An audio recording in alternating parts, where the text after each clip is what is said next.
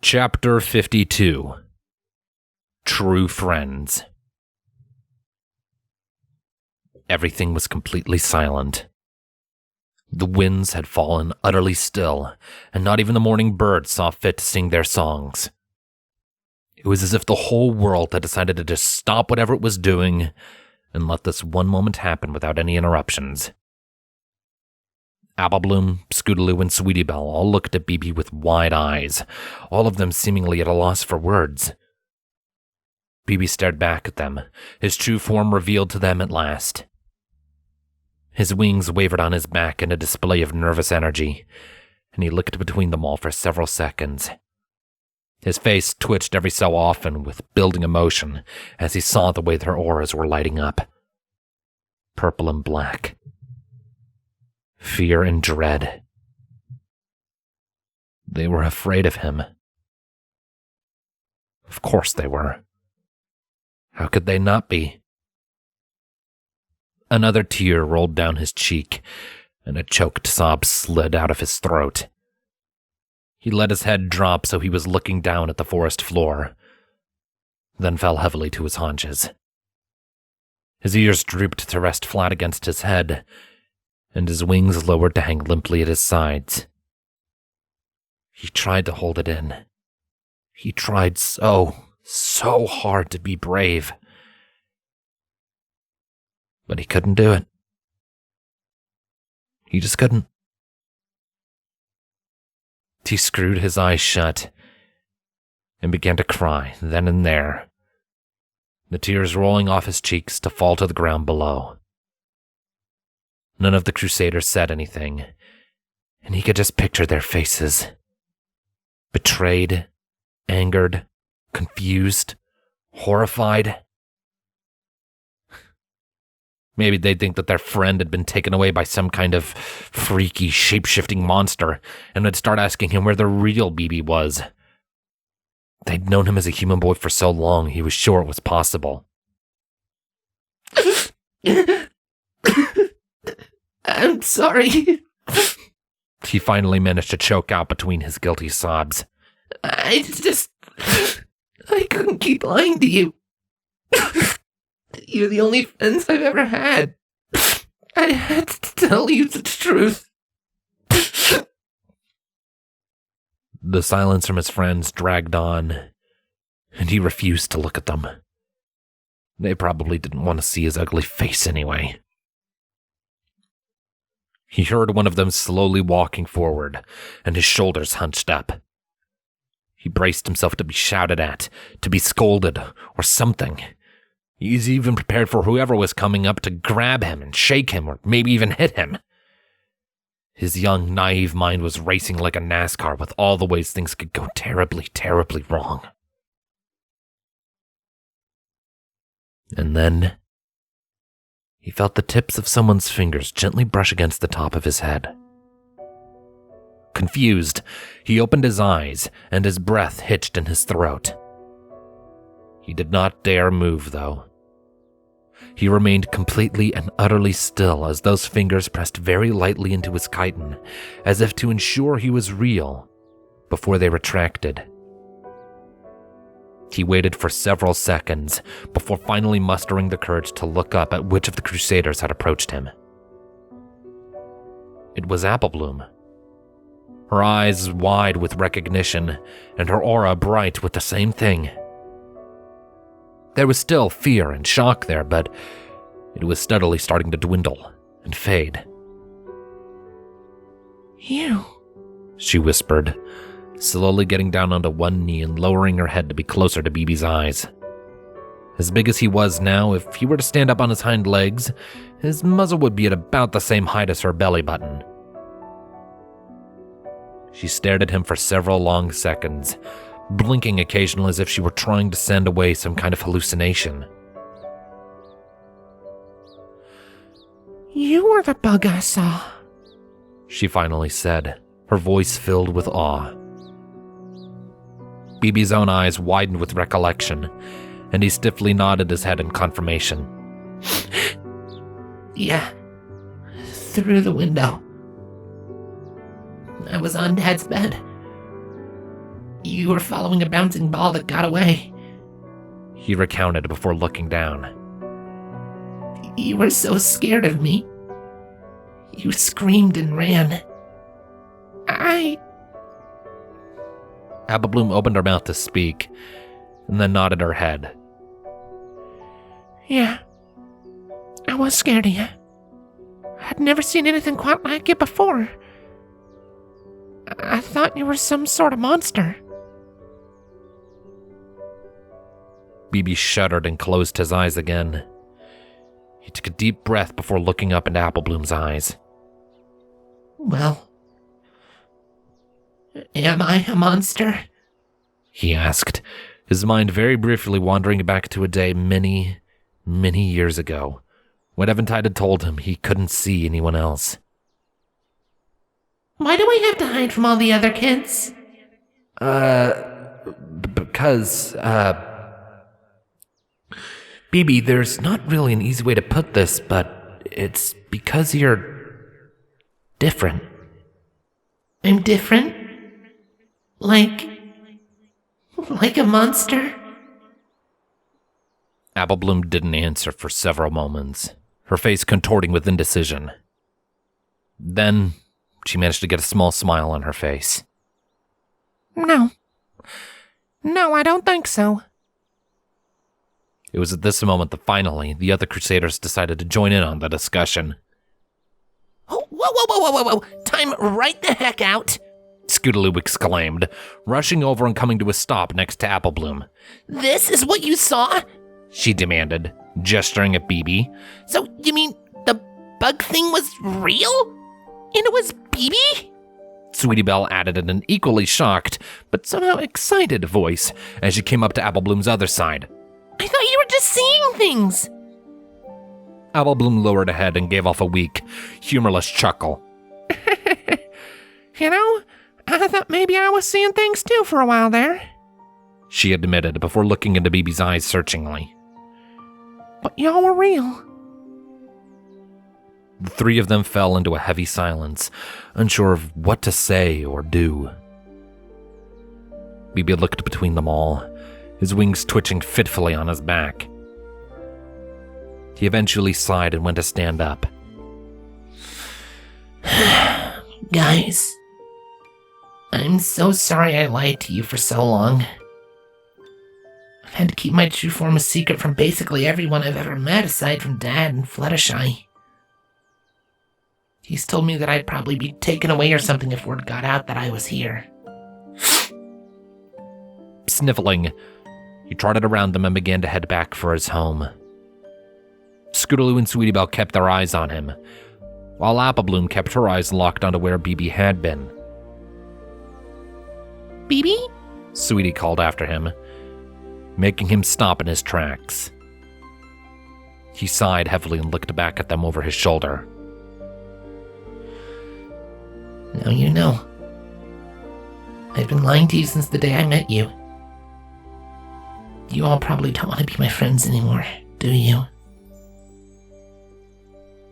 There was a long pause when he asked that question, and the winds finally saw fit to blow again. A gentle breeze washed through the woods, creating a distant, eerie whistling noise to accompany the rustling of the leaves. Then, Scootaloo gave Beebee an incredulous look and tilted her head. What? Why would we want to stop being your friends? She asked, her face and aura revealing her confusion. It was like a pin dropped in his heart. Beebee's eyes widened, his ears perked up, and he turned to face them all fully. What? But I've been lying to you for so long, though. He protested, looking at himself. And look at me. I am looking at you. Scootaloo shot back before casually strolling forward. And I gotta say, you look awesome.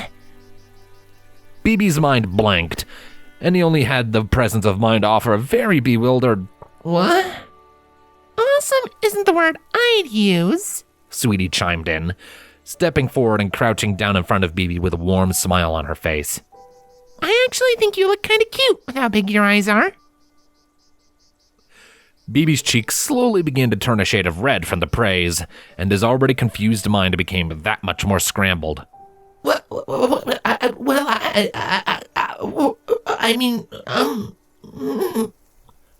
He stammered before his eyes settled on Applebloom.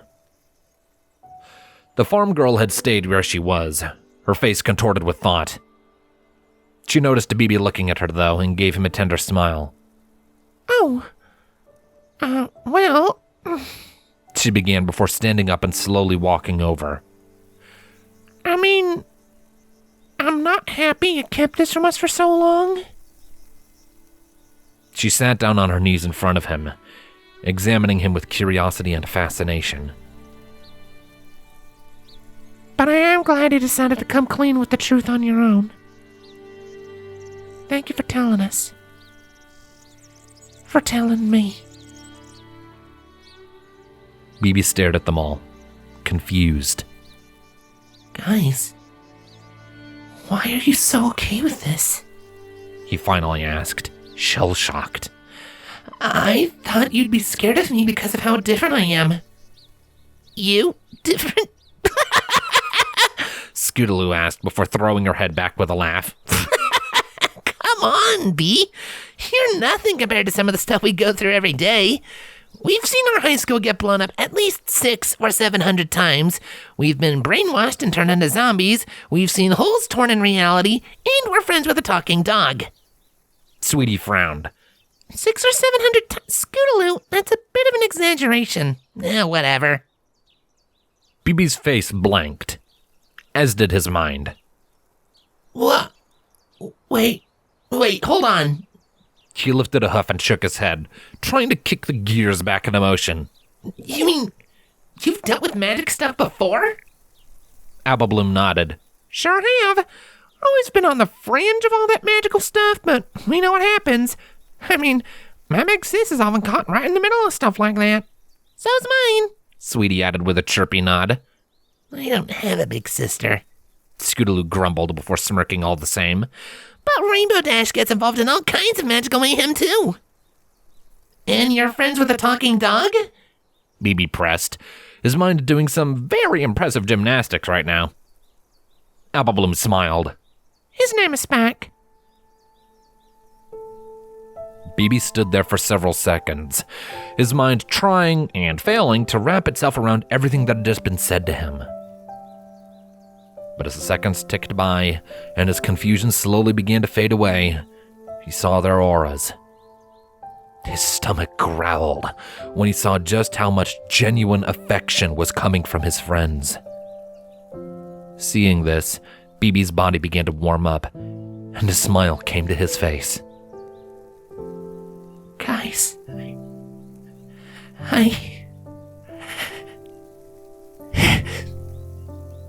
He tried to say something, but he couldn't get anything else out. A wordless, chittering squeal of relief and delight tore past his lips as he threw himself against Applebloom, hugging her tight as he could and burying his muzzle into her shoulder. She tensed up under him for a moment, and he sensed a brief flicker of revulsion in her aura, but it soon faded, and she returned to the hug. The others joined in the embrace, surrounding Beebee in a loving barrier of warmth and friendship. How had he ever gotten it into his head that he could doubt them, he wondered. They were his best friends. They would never let him down like that. Eventually, Applebloom leaned back and gave voice to what all of them were probably thinking. So, if you're not a human, then what are you? Beebee shrugged his shoulders. Honestly, I don't know. All I know is that my dad found me as an egg under the tree in our old front yard, and when I hatched, he committed himself to taking care of me. He has no idea where my egg came from, so... His wings twitched on his back. So you're adopted? Scootaloo noted thoughtfully before leaning back. Makes sense. It always seemed kind of odd to me that Eventide would have a 9 or 10-year-old kid in his house. He's what, 25? And I never heard about him having a girlfriend. Yeah, I'm actually only 4 years old. Beebee admitted, only slightly awkwardly, drawing some confused looks from the others. Only 4? Sweetie echoed, raising an eyebrow. You're awfully eloquent and deep for a guy who's only 1/4 my age. Beebee shrugged his shoulders again and shook his head. I don't know, sweetie. Dad says I've always grown really fast. I mean, I was learning how to talk when I was 3 months old. Speaking of your dad... Apple Bloom suddenly spoke up, her tone becoming more serious. What are you gonna do when you go back? A heavy silence fell over the four of them, and Beebee felt his heart almost stop in his chest. He had been so caught up in the relief of not being shunned by his friends that he had completely forgotten the storm of fire that waited for him back home. He swallowed heavily and started chittering in anxiety. I gotta tell him what I did. He managed to say in a weak, trembling voice. I gotta tell him that I showed you guys what I am. Is he going to be mad with you? Sweetie asked, her eyes and aura showing her concern at Beebee's sudden tension. Yeah. He's gonna be very mad at me. I'm probably gonna be grounded for a while. He mumbled before slowly squirming out of the group hug and backing up a few paces. But he's my dad. And I won't lie to him. Never to him. The Crusaders looked between each other nervously, their auras filling up with a subtle form of dread. Scootaloo cleared her throat. You don't think he'd ask us to stop coming to see you, do you? She ventured in a nervous voice. Beebee looked down at the ground and scuffed the dirt with his hoof. I don't know. This has never happened before. And he was already pretty upset with me before I left the house because we had a fight over this yesterday. He replied before shuddering. He was scared all over again now. He had to confront his father with the biggest act of defiance Beebee had ever committed. The consequences would surely be severe. But he had no choice. He drew his head up and took a deep breath, his eyes taking in the growing sunlight. He's probably awake by now. He's gonna panic if he finds out I'm not in the house. I need to go back and see him. It was an odd thing he witnessed after he said those words. The Crusaders, his best friends, looked between each other. They didn't say a word or even open their mouths, but somehow he just knew they were communicating. Their features hardened, and their auras collectively lit up with resolve and agreement. They then looked at him and, as one, stepped forward to join him. We'll go with you, Apple Bloom declared plainly. Beebee perked up, surprised. Huh? You're our friend, Sweetie reminded him with a smile and a nod. And we want to be there to vouch for you and explain ourselves. If Eventide is as serious about your secret as you say, then we should be there to let him know that our lips are sealed. And we want to be there for you to give you support, Scootaloo added with a cocky look on her face. We'll be cheering you on and helping you out the whole way. You don't gotta be alone today. What? Apple Bloom asked in amusement when she saw the objectively bewildered look on Beebee's face. Did you think we were just gonna let our friend go waltzing off to face something like that all on his own? We're your friends, and we're gonna be there for you. You being some fancy, smanchy magic bug creature ain't ever gonna change that. Beebee stared at them all for several seconds, mouthing uselessly like a fish. These people. These three wonderful, amazing people. He eventually clamped his muzzle shut and smiled at them. I don't know what to say. Thank you. All of you. Thank you so much. I don't think I could ask for better friends. Don't mention it. Apple Bloom replied softly before her expression hardened, and she looked off into the woods towards Beebee's home. Let's go. Lead the way, Beebee. Beebee nodded, his smile still wide before he turned around to face his home. He hesitated, another surge of dread and fear seeping into him, ripping that smile right off his face. But then he felt the affectionate assurances of his friends. Their feelings for him were completely untainted by the revelation of what he was. If anything, their affections had only grown stronger. He drank it in, letting it pool in his belly and fill him with warmth and courage. He purred quietly before setting his jaw and setting off back for his home at a brisk trot. All the way, his friends were by his side.